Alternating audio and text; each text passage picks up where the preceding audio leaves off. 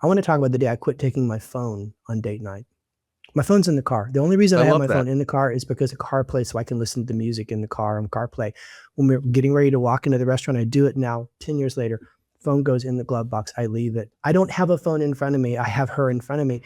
It's a decision that I make. I look around at the restaurant and it's kind of sad, to be honest, Doug. You look at the number of people that are disengaged and all you can really think about is like, what are you going to do about yourself and your own relationship?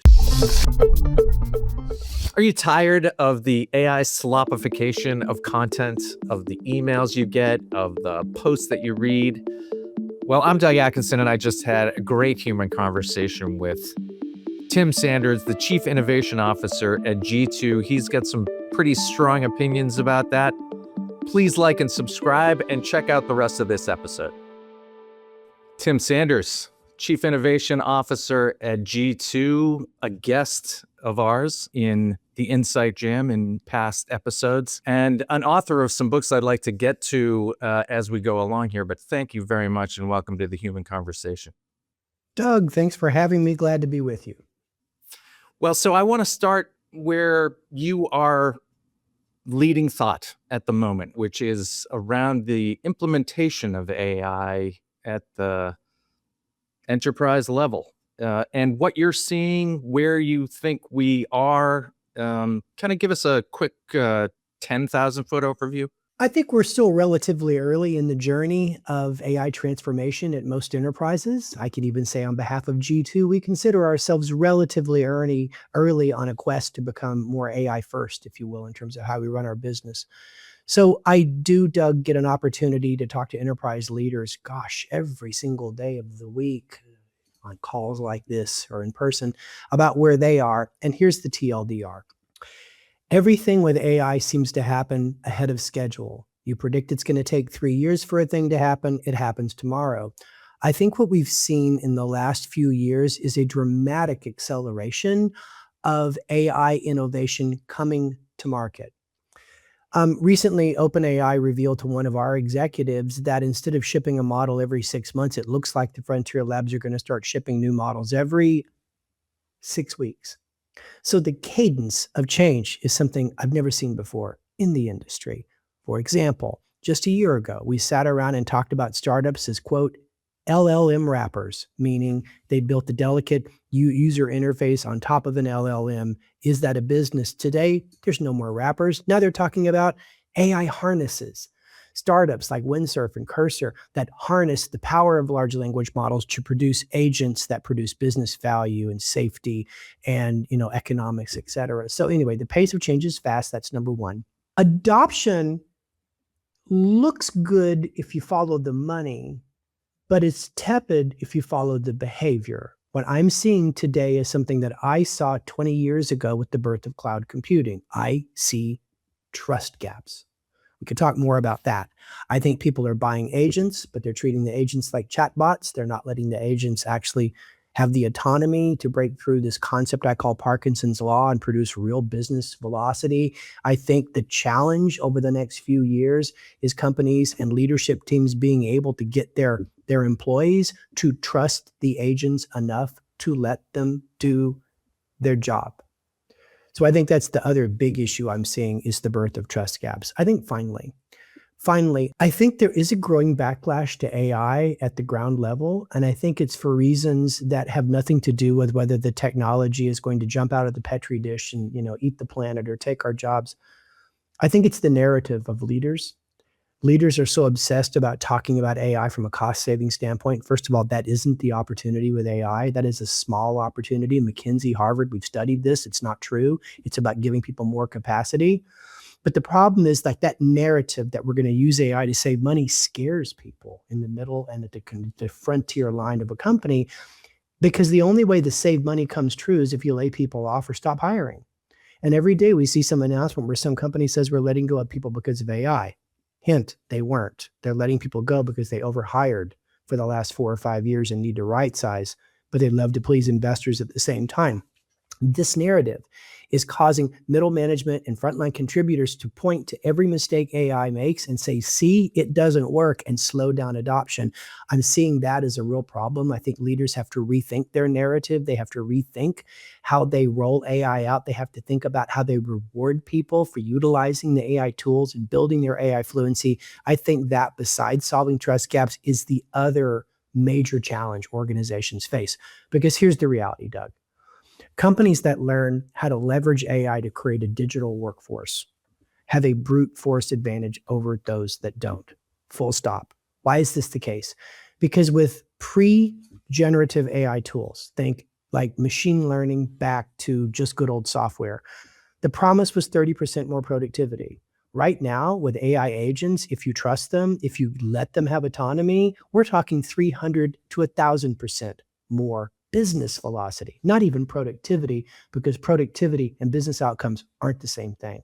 So there is a pronounced business competitive advantage if your company truly becomes AI first, learns to work with this new digital workforce and trust it. The question is, how do we get from here to here? Well, so let me ask you this. So we have heard for years here about digital transformation, and yet it feels like, and you know better than most, that really never quite kicked in the way everybody had thought it would. That organizations, many organizations, never quite got to digital transformation. Is this the technology that finally gets them there? Maybe. Or is that even a term? Is that even a term anymore? Yeah, I think digital, it's kind of transitioned to the AI transformation, right? We want to be AI first, whatever that means, Doug, right? First time I rode a Waymo, people ask me this all the time. When's the first time you rode a Waymo? It's 10 years ago. I was Really? like, wow. Yeah. I had a test. I was in You had privilege of being a guts. test drive. I had a test drive. Yeah. To get Well, a it was Waymo around 10 a block. years It ago. was around a block. It was around a block. But the idea, though, I think about, the people in my life who I've lost to drunk driving alone. And I think about that. And I think about that number. And I was reading a number about the number of ride sharing drunk driving fatalities. I didn't know that existed. I didn't know that an Uber driver could be drunk. I guess they can. I thought that was supposed to be a big solution to that.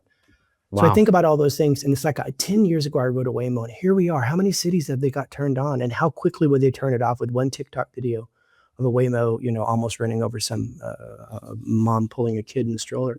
It's one step forward, two steps back with self-driving cars. And I see that with AI agents everywhere.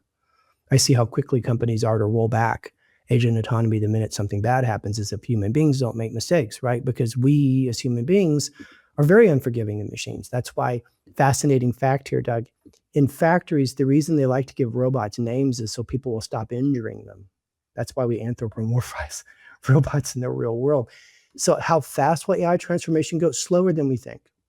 I did some research with the company Deeper Media, and we were studying the actual usage of AI by individuals in various industries. Like, let's take financial services. At a company where you've been given access to an LLM, like a chat GPT, whether it's off the shelf or custom, the average financial services white collar employee is using it less than 2 hours a week. Like that includes writing the prompt, reading the stuff, copying it, giving it feedback, putting it in production, less than 2 hours a week. And that's only up about 20 minutes more than a year ago. So the inflection point is much more tepid than we all expected. That being said, there are those power users, and you probably know them. I know them. I'm kind of one. I'm in AI probably 8-ish hours a week, although I have real guardrails on what I let it do for me. So like, I never let it write on my behalf, although I will let it critique my writing for grammar and logic and sequencing. I don't like to use AI images if at all possible, because I think the tells are there and it kind of bums people out. So Most it's like, I have a different way that I use it. So they're like, oh, Tim, you're a power user. I'm like, yeah, if you measured my minutes in the tool, I'm a power user. But really what I've done is I've outsourced a lot of grunt work to the AI that I used to do that comprised a lot of my time spent, like when research, following all the Google Blue links, reading these long, dense reports that could have been summarized, creating a TLDR list of what I should pay attention to. So I find it slower than we think. As a matter of fact, Doug, I want to recommend a great book. It's very hard to find this. I found it at Harvard Business School one day, going through the stacks. if you can find a copy of this book, it's called, have you heard of this book? No. It's 20 years old. It's called The Slow Pace of Fast Change. And what the author talks about is the idea that when technology revolutions happen, we think everything's going to change overnight. And then it's just wait. Because what he says is what really causes change to be diffused widely is equilibrium or some external exogenic shock. So think about cloud computing. 2006, 2022, companies around the world cumulatively lost $44 billion a year, deadweight loss is what they call it, by resisting cloud computing even when it was reliable between 2006 and 2022. It required a few things. It required an equilibrium where almost all of your competitors, or if you were private equity owned, all the rest of the people in your portco had used cloud, so you had to. Or a couple of things happened. The Great Recession of 2008 accelerated it. COVID slammed the door shut. I think it's a fascinating thing. So with AI, I think there's going to have to become an equilibrium in industries, and it's going to be company by company, where the only way forward would be to take advantage of the falling cost of prediction, right? Because prediction costs are going down a lot, even though the AI cost will go up more in the future, what you pay. I think that's fascinating, that it's going to happen slower than we think. That being said, the advancements in the technology are happening at a breakthrough speed. I'm glad you mentioned cloud, because I genuinely think that the reason why cloud was so slow to adopt was a generational problem, that the people making decisions were not comfortable with the cloud because they had always put their networks in large cold rooms on-prem.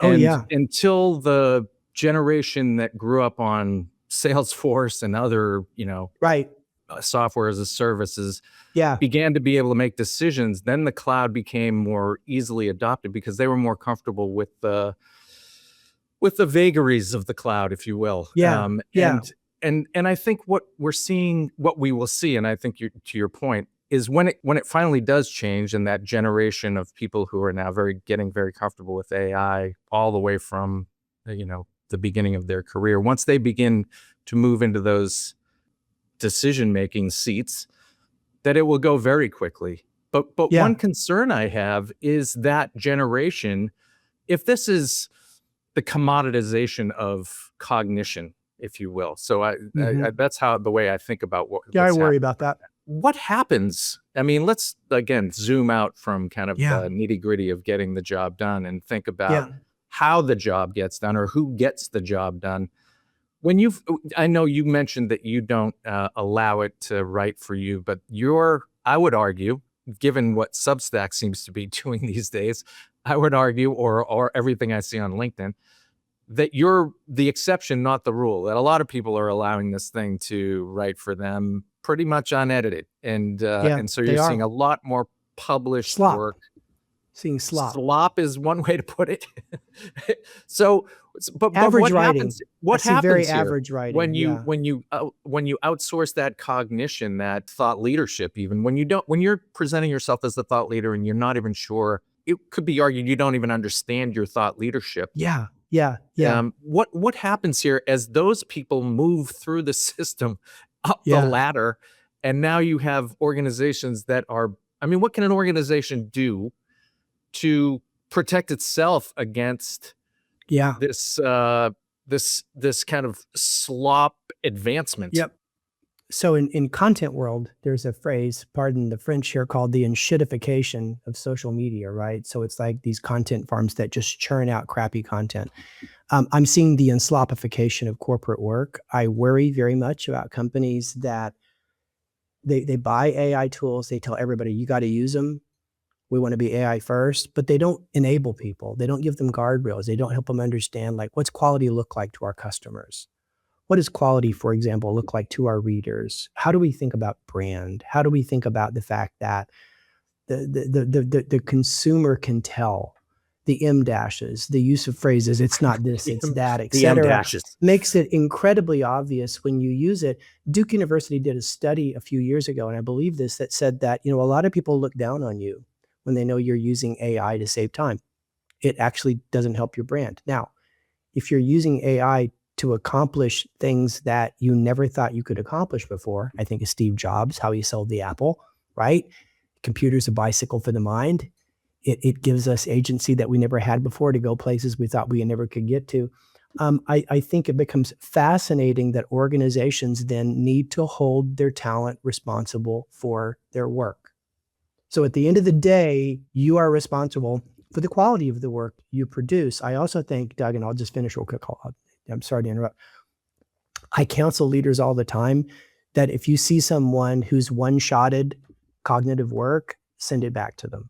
If I get a report from somebody that looks like it's Claude slop, I will not fix it. I will send it right back and say, I don't care if you write a shorter report for me. I want to know what you think. I love the fact that AI can tell you the right 2,000 words to read for context, but I want to know what you think because you have more context about how we work here at this company. So I do tell managers it's really important, either through pre-launch enablement or tough love, to still require their employees to be responsible as a human being for their work, because it matters to the customer. It matters to the reader. I've actually surged in my readership during the last few months because I feel like I'm writing real stuff in a world where everybody's one-shotting things on Claude or ChatGPT. Well, I mean, I think it's also the fact that your stuff is incredibly compelling and a subject matter that people are thirsting for a perspective like yours to read. So my cynical brain, the bad angel, says to me, well, you know, we parents tried to hold the line for our kids with regard to mobile devices and social media, and now everybody's walking around with literally walking with a phone in front of them around towns, in public areas, through businesses. With the minute they and the minute they stop at a stoplight, you can see they reach for their phone, and all of a sudden the light turns green. It's one of my pet peeves, by the way. I see it all the time. Dinner. At dinner. Correct. Oh, it's the worst. A date. So what do you do as an organization? Do you literally like freeze dry a few like of the people who exist today? Like, how do you keep the wall from crumbling? Do you hold people back and say you're going to be one of the ones that can tell the story in 10 years so you don't get to use it while everybody else does, so you can hold the culture accountable? I mean, what happens here when the thing fast forwards 15 years and everybody has been sloppified? Yeah, I think we have to, as an organization, be very aware of the outputs that work. And I'll explain what I mean by that work. One of the best pieces of advice I ever got from my literary agent 25 years ago, before I published my first book, 30 years ago when I was writing my first book, is she says, Tim, whatever you do, your book has to work. I go, what do you mean the book has to work? She goes, the book has to sell itself because it's emotionally compelling and people can't help but share it. And it has to do it on its own because you're going to get exhausted trying to promote it. So just focus on that book working. And I said, well, how do I do that? She goes, write what you know, and what you put out, be the only person in the world that could have put that out, and it will always work. And boy, was she right. And I wrote 5 books, and the first book sold 1 million copies or more. The other 4 books combined, fraction, hardly, nearly as much. I believe that, like, for a lot of us, like, you start out your career putting out Appetite for Destruction, and the rest of your career you publish Chinese Democracy. That's a Guns N' Roses joke. Yeah, I got it. I think organizations need to become much more aware of what works, and they're going to understand, if they really drill down to what is taking a life of its own on with other human beings and selling itself at a low cost of entry, or if we use viral ways of talking about it, a high infection rate, a high R0 rate.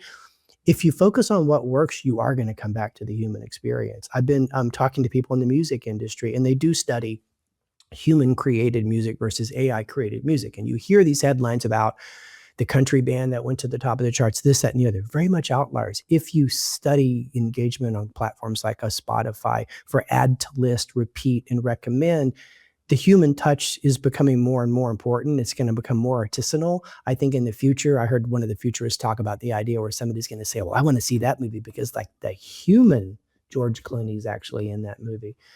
I do think that if companies focus on what works, they're going to come back to the human value add. The question is, how do they scale that in a world where their competitors put out slop? I do think also that when you take a look at the margins you will make with human-produced work, I think it's going to be a very strong defensible business in the future too. So I think as much as I get excited about AI, I get excited about AI with much guardrail in mind about what its upside potential is. It's like there's certain things, that kind of demo great in the lab and you put them into the real world and they don't quite produce the same results. And I think that's kind of what we've been seeing with AI in the last few years. And I don't think that'll change overnight. Kind of refer to what I was saying. It's gonna require some real changes in the equilibrium of the world for us to be satisfied with slop. So you've got your million seller was Love is the Killer app. Right. You have some perspective here with regard to the human heart, the human condition. What makes us human? What do we tell kids as they are thinking about this? I mean, we all seek comfort. We all seek the easy way. For the most part, we're all looking for a shortcut. They call it a satisficing is the phrase. Neil Phillips was a researcher that developed that concept. Yes, we want to satisfy us. We're under time pressure. We want to find something that's good enough that gets the job done. Well, unfortunately, right. In the world of learning right now, that is, let's get AI to write my term paper for me and hope nobody, and take out all the M dashes and hope we get right through. But what would your advice be to young people as they're preparing for this new world? I mean, I think about the kid in the 6th grade who's 12 years old, who's going to live with this for another 6 years. And then what? I mean, what does the world look like in 6 years? Can they convince their parents, or would their parents even consider them spending another 4 years in college to get an entry-level job that may or may not exist given 10 years from now and the advancements of this technology? And more to the point, what happens to that kid in those 10 years if they're outsourcing their cognition through this in the wild? I mean, there's no controls over what's happening, just like social media. There was no controls over the dopamine release. It was unlimited dopamine, and we were experimented on by the technology companies. What happens here? And what would you say to a kid who's genuinely thinking, or more to the point, the parents who are genuinely trying to help their kid navigate this moment? Yeah. So I think about what I tell my son. I tell him, stand out. There's nothing more important in the world than standing out. Whatever tools are available to you in this world, use those tools to stand out, separate from the pack.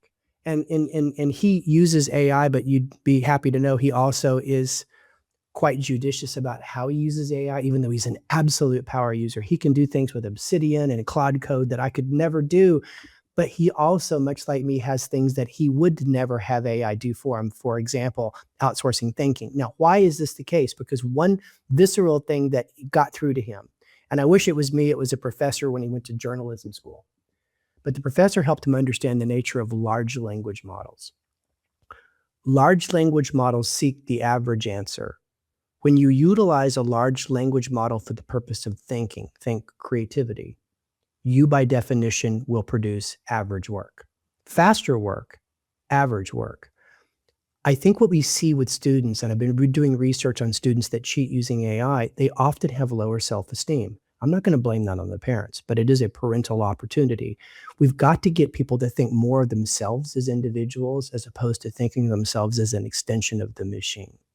So I think whether we're talking to our kids about the value of standing out and being an individual and achieving something special in your life instead of something average in your life, and to make sure that it's a tool and not a substitute for who you are, and it's a tool that allows you to stand out, right? So he, as a salesperson now, thinks about artificial intelligence as a way, Doug, that he can prepare and develop a sincere interest in the people he talks to in their business and how it works, so that in those moments of discussion, he stands out as a person who's demonstrated the most background research to fully tailor his cybersecurity solution to their situation. Doesn't use it to do follow-up emails, doesn't do it to generate PowerPoint slides. It comes from his place of saying, I want to stand out and be the best business development rep that person's ever talked to in security. It's come to his knowledge that he'll never do that if he outsources that last step, that thinking step. I call it the Rick Rubin step, where you as a producer implement your taste as a human being. So That's what you tell kids at companies. To kind of translate this, I think culture's never been more important, and we lose control over that if we don't think about it in the age of AI. So culture's this conversation about the things that we celebrate, the things we tolerate, the way we do things here, what values we have and how those values show up in customer value creation. I think that leaders can't outsource that to AI. And I think that the cadence of discussion around culture needs to ratchet up significantly as we give people AI tools. So when I say, even at our company, I tell people, we'll give you the tools, but when it comes to content that you produce, whether it's like reports for me or content that we give customers, you are, as a human, responsible for your work. And I expect you to be that exceeds expectations, outstanding performer in your work that you want to be in your annual focal. Are we always successful with it? No. There's going to be some people who, for whatever reason, want to take the shortest route between A and B, and they don't have self-esteem. And that's who I worry about the most as things change. Is there any career advice? I mean, just kind of broader career advice with regard to where you might point the next generation in terms of fields of endeavor, or where you might tell them to maybe choose another field of endeavor? I mean, you mentioned your son went to journalism school. It's that one feels like it might be somewhat under threat, I guess. But there's a lot of talk now about potentially going into the trades, because that's going to be lower in the automation threat. Yeah, robot problems are really hard to solve right now. Like there's just a lot of, it's like, and besides, who's going to let a robot, give pop, physical therapy? Like he's not going to allow it. So it's like, yeah, I kind of look forward to a robot kind of picking me up off the floor and putting me back in my chair. I think a robot could come in handy for me in my old age. Yeah, me too. I'm cantankerous. Let me talk a little bit about category of study, and then let me give you a different way of thinking about it altogether. Let's talk category. So I think you're right. I think trades, healthcare, providing, et cetera, look to be enduring. That being said, there's a book I recommend to everybody to read. It's called Reshuffle, What to Do When AI Restacks the Knowledge Economy. Sangeet Chaudhary wrote it. He's a really great author on thinking strategically about AI. And one of the things he talks about is that a job, like when we have a job at a company, a job exists to address a set of business constraints. And a human being often approaches those constraints and solves them in a quite complex way. We're not just a bundle of tasks, right, Doug? We also make decisions, we navigate relationships, we bring context to conversations. So our job exists because there's a constraint that needs to be solved. My son is a business development rep. There is a constraint of how many leads go into the pipeline for that company to achieve their numbers. So he, as a business development rep, addresses that constraint, and he's measured based on a quota of meetings that he sets, right? So that's an example. What Sangeet says in the book is that what you have to understand about AI is that for every constraint it solves, it creates a brand new one. He uses the example of the sommelier. In 2025, when he wrote the book, the sommelier was more in demand than ever and making more money than ever, but it doesn't make sense because the internet should have made it possible for us on our phone, or for that matter, ChatGPT, to find the perfect bottle of wine. But the reality was the tyranny of too much choice increased the value of curation. So the sommelier actually becomes more relevant in a world of infinite information. Now, let me translate that to business opportunities. My daughter-in-law is in a different industry. She works for a company that does wholesaling, and they provide office supplies, furniture, et cetera. And so her company is going to implement artificial intelligence to automate some customer triage that used to come in the form of tickets that kind of languished in inboxes. But part of the problem here, she's in the training group, is that they have to organize all of the data first, because if they don't, then the triage will create a lot of hallucinations, a lot of upset customers. So she raised her hand and said, I want to be part of the data training program. And she's already saying, and by the way, when we finish the data training, I want to be part of the enablement implementation program of how we roll it out for people to give feedback to, so we can constantly improve it. So what she's doing is she's moving from a place where she was really focusing people on, for example, like how to deal with the triage, which is the old problem, but a new constraint got created because the AI now requires perfect data because it's doing things on behalf of the person at that level of the thing. She moved to where the new constraint is. So I talk to people a lot, like inside companies, always ask yourself, what do we have to do now that we have that AI capability? So for example, when I talk to people that are in the marketing teams where they're saying, well, we want to use like 6sense or other automation things so we can increase content, a big piece of work that has to be done, and it's harder than you think, Doug, is organizing the rubric of what good looks like. So we need to organize a huge RAG repository of great human writing examples to train on. That is a huge upfront project. There are entire startups that have made billions of dollars doing that. That's an example of trying to address a constraint. Now, are we trying to outrun artificial intelligence, Sangeet asks? Not really, if we constantly ask ourselves how to keep moving upstream on the constraint. There's a leadership company called Better Up, and they studied the impact of AI on our job satisfaction, if you will. One of the things they talked about is that you want to be a pilot, not a passenger in this world of fast-moving change. And that was the advice I'd given my daughter-in-law, is like, what can you do to be a pilot in a world of change, as opposed to just waiting for the next shoe to drop? So that's the general answer to the question.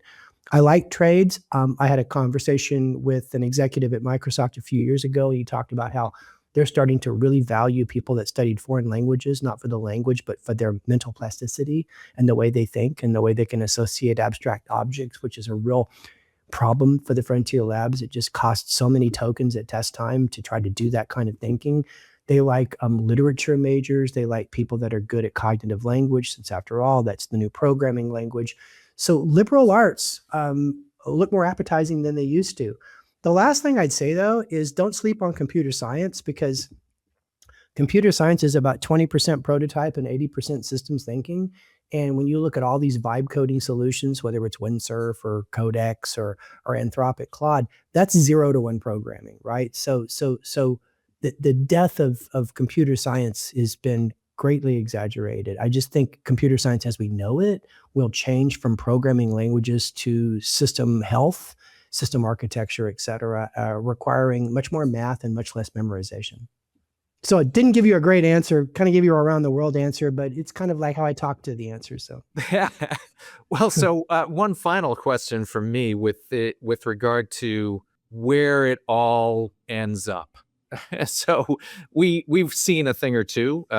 We've been through the various evolutions. I taught myself HTML back in the day, and people would tell me, I'm never I gonna wish I would have done that. I'm never going to put my credit card in that thing. I'll never do anything like that. And I sold email marketing, and everybody told me that's crazy. That's spam. Nobody's ever going to take a commercial email in their inbox ever. And we know where this is going. You know where this is going. It's not, as you mentioned earlier, that this is not slowing down. So where does it end? I mean, what does it look like for us all? I mean, is there this kind of, bountiful utopia at the end of the rainbow where everything is free and completely automated? I mean, how long do we have in the end? That's a fair question. The answer is no. I don't see a utopia. I see enough setbacks against these engines of progress. Viktor Frankl. I love his writing, A Man's Search for Meaning, right? A book that really impacted me a lot. He survived the Nazi, war camps just to finish writing his book, which they destroyed the day he entered the camp. And one of the things he said is, they can take away a lot of your freedoms, but there's one freedom no one can take away from you, and that is your freedom to choose your response to a situation. And I want to translate that. I want to translate that to the restaurant that you and I were imagining when we talk about people on their phones. And I see it all the time. I go to a restaurant, it's my wife and I, it's date night. We sit down at the restaurant. We look at the table next to us. Maybe it's two young folks in their 20s. They're on a real date. They're not married yet. And the minute they turn their order in to the server, what do they both do? They look down on their phones and start to scroll. It's terrible. And I think about a decision I made maybe 10 years ago. Yeah, it was almost like people talk about when they quit drinking. I want to talk about the day I quit taking my phone on date night. My phone's in the car. The only reason I have my phone in the car is because of CarPlay, so I can listen to the music in the car on CarPlay. When we're getting ready to walk into the restaurant, I do it now. 10 years later, phone goes in the glove box. I leave it. I don't have a phone in front of me. I have her in front of me. It's a decision that I make. So I look around at the restaurant, and it's kind of sad, to be honest, Doug. You look at the number of people that are disengaged, and all you can really think about is like, what are you going to do about yourself and your own relationship? So I think that storytelling, like what I just shared with you, I shared that story with my son. I shared that story several times in the last few weeks when we were out, when parents would say to me, I'm really worried. Everybody's always on their phone. I'm like, what about you? And they're like, well, it was March Madness. I couldn't help it. I was checking the scores. I'm like, well, there's decisions that you can make to subtract the technology from your life. So for example, the other thing I've done is I've turned off my Slack notifications on the weekends. So like it's Friday, as you and I talk, I don't want to date the interview. The Slack notifications go off at 5. I don't know. And people, they get socialized to know Tim's just not available on the weekends. I don't work in an industry where the patient could die over the weekend. So I've had to make decisions. You can call it digital detox. You can call it digital boundaries. I've had to make decisions about digital technology that now in the future I'm going to have to make about AI. I'm really thinking hard, Doug, about what to machine, what not to human. Yes, is it going to put me behind? Am I okay with being a little bit behind? Am I okay with being a little artisanal? Am I okay with the fact that I can only put out 1 or 2 LinkedIn posts every week when I see people putting out 10, and be comfortable with all of that? Yeah, so I think that's it. I mean, I think we have to start with ourselves and make decisions. We have to share transparently those decisions we make about those boundaries with other people so that we can find some happy medium. Because, here we are with mobile phones and TikTok, we still haven't found a happy medium. And I'm not happy about that. I think AI is not going to write that. AI could potentially make that more severe. So I think it's just never been important. Like they say in the airplane, first take care of yourself. First take care of yourself. Put yourself in a great situation where then when you talk to people about the decisions you made, they actually want to live like you instead of live like they are. I think that's the only hope, because I will say that not every person I talk to, especially fellow husbands that I talk to at these dinners, not every one of them stop taking their phone to dinner, but I do get an email every once in a while from someone that says, Tim, I don't take my phone to dinner anymore. And we're having better conversations. Makes me feel very good about it. I think we're going to have that kind of mental telemetry all over again with AI. Yeah, that's great perspective. And you certainly are an excellent storyteller and a great follow on LinkedIn. And certainly Thank you. An amazing expert with regard to AI implementations and the future of this incredible technology. And we very much appreciate you taking some time to chat with us today. It was a pleasure. Best of luck with everything you're doing at G2 and all the other content that you're creating. Thanks very much. Thank you so much, man.